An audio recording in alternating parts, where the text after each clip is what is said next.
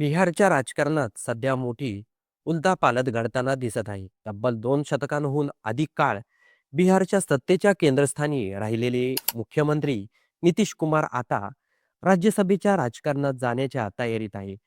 काल त्यांनी राज्यसभा निवडणुकीसाठी अधिकृतपणे उमेदवारी अर्ज दाखल केला आणि त्यानंतर बिहारच्या राजकारणात नव्या चर्चेला सुरुवात झाली आहे. विशेष म्हणजे या निर्णयामुळे त्यांच्या स्वतःच्या पक्षातील म्हणजेच संयुक्त जनता दलाच्या कार्यकर्त्यांमध्ये मोठी नाराजी निर्माण झाल्याचं पाहायला मिळत आहे.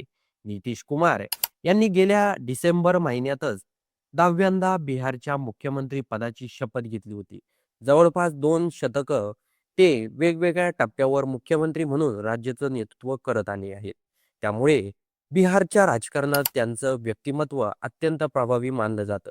मात्र आता त्यांनी अचानक राज्यसभेत जाण्याचा निर्णय घेतल्यामुळे बिहारच्या राजकीय समीकरणामध्ये मोठा बदल होण्याची शक्यता निर्माण झाली आहे. आज नितीश कुमार यांनी राज्यसभा निवडणुकीसाठी उमेदवारी अर्ज दाखल केला.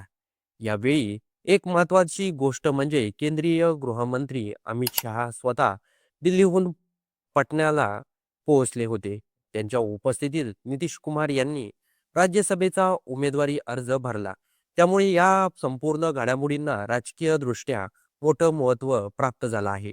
अनेक राजकीय विश्लेषकांच्या मते नितीश कुमार राज्यसभेत गेल्यानंतर बिहारमध्ये मुख्यमंत्रीपद भाजपकडे जाण्याचा मार्ग जवळपास मोकळा झाला आहे. मात्र नितीश कुमार यांच्या या निर्णयामुळे त्यांच्या पक्षातील कार्यकर्ते मात्र मोठ्या प्रमाणात नाराज झाले आहेत. त्यांनी बिहारमध्ये राहूनच राज्याचं नेतृत्व करावं अशी अनेक कार्यकर्त्यांची अपेक्षा होती. 2025च्या विधानसभा निवडणुकीत मतदारांनी देखील नितीश कुमार यांच्या नेतृत्वावर विश्वास ठेवून मतदान केलं होतं, असा दावा कार्यकर्त्यांकडून करण्यात येत आहे. त्यामुळे ते आता मुख्यमंत्री पद सोडून दिल्लीला जात आहेत, ही बाब कार्यकर्त्यांना अजिबात पटलेली नाही. या नाराजीचा परिणाम थेट पक्षाच्या कार्यालयात पाहायला मिळाला. संयुक्त जनता दलाच्या कार्यालयात कार्यकर्त्यांसाठी जेवणाची व्यवस्था करण्यात आली होती. त्यासाठी टेबल मांडण्यात आले होते आणि ताट ठेवण्यात आली होती. मात्र संतप्त कार्यकर्त्यांनी जेवण करण्यास नकार दिला. उलट त्यांनी तेथेच गोंधळ घालत टेबल उलथापालथ करून टाकले. प्लेट फोडत आपला संताप व्यक्त केला. काही कार्यकर्त्यांनी तर उघडपणे सांगितलं की नितीश कुमार मुख्यमंत्री पदाचा राजीनामा देऊन दिल्लीला जाणार असल्याचं समजल्यानंतर त्यांनी होळीचा सणही साजरा केलेला नाही. ते कालपासून उपाशी असल्याचंही त्यांनी सांगितलं.